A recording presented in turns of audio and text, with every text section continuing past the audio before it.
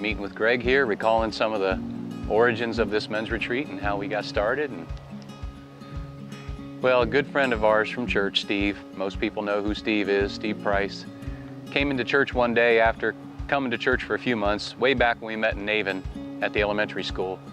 And he laid down some pictures of these guys that had caught salmon, showed me a picture of the cabin. He said, what would it be like if we had a men's retreat up at this place? I was all over it. And so that was where the idea was conceived, is Steve talking to me about that. And then his friend Cecil started coming to church. They had built this place together. And the first year we came up here, I think there were only like 16 guys. And it was such a great experience for those guys that they started telling all their friends at church. And a year later, I think the number doubled, and then it's just been growing ever since. So it's been having just an amazing impact for, I think, around 12 or 13 years now.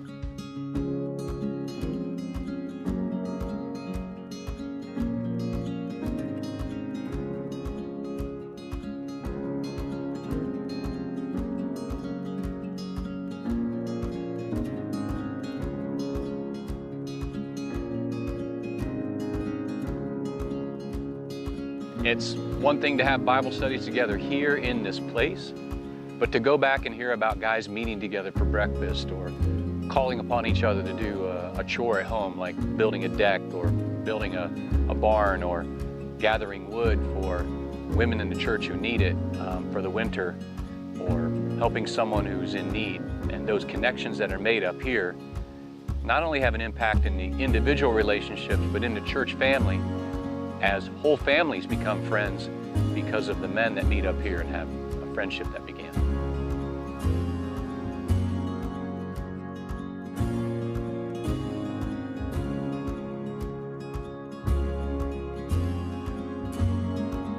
I'd say seeing guys cut loose a little bit.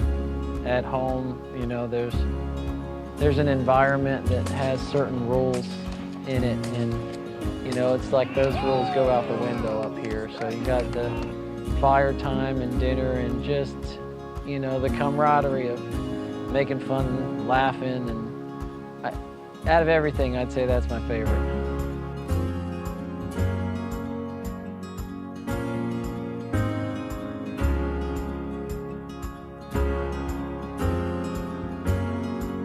The biggest thing,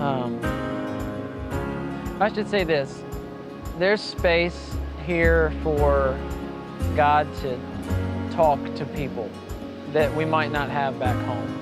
And so I see that happen, but I would say by and large, the biggest impact is just the relationships with other guys, that you realize there's a lot of other people like you.